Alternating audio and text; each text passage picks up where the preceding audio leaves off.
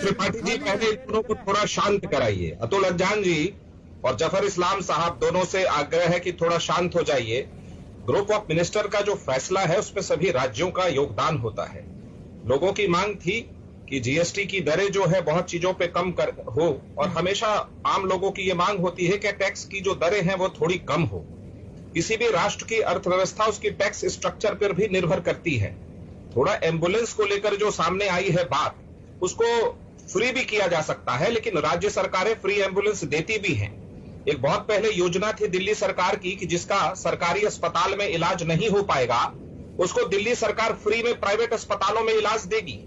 आखिर केजरीवाल सरकार की उस योजना का क्या हुआ, इस पर अतुल अज्जान जी कभी कोई सवाल नहीं पूछेंगे। यूपीए 1 में अतुल अज्जान जी की पार्टी समर्थन दे रही थी मनमोहन सिंह जी की पार्टी को।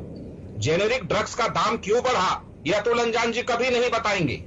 तो राष्ट्र की जो अर्थव्यवस्था है और उसकी जो मौजूदा परिस्थिति है उसमें कोई फैसला यदि सकारात्मक आया है कि टोसिजुमैब दवाई पर से डील कर दिया गया, रेमडेसिविर का 12% से घटाकर 5% कर दिया गया। 8,000 कैसे मर गए कोविड में एक दिन में? आप रुकिए, उसका जवाब देंगे। महामारी के वक्त 8,000 लोग कैसे मर गए? महामारी के वक्त आप राजनीति करेंगे अतुल अज्जान जी, ये मुझे पता है। आपका इतिहास है कि आप उस विपरीत परिस्थिति में राजनीति को ऊंची महामारी के वक्त आप सोते रहेंगे।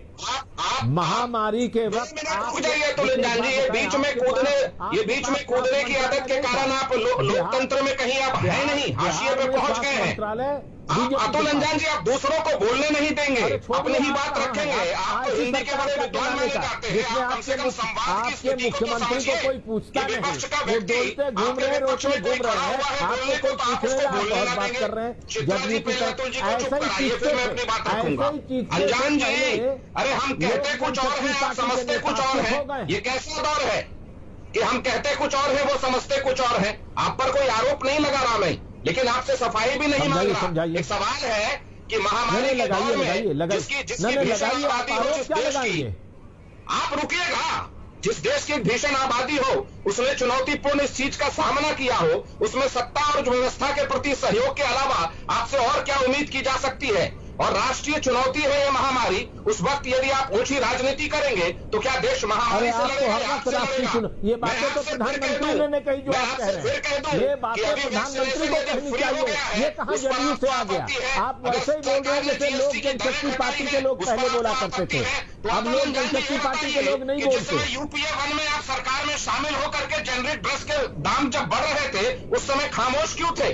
आप तो बहुत सारे महंगाई यूपीए 1 का जब हो रहा था मनमोहन सिंह की सरकार थी, आप तो ऐसे सबसे ज्यादा हमने हर वक्त किया।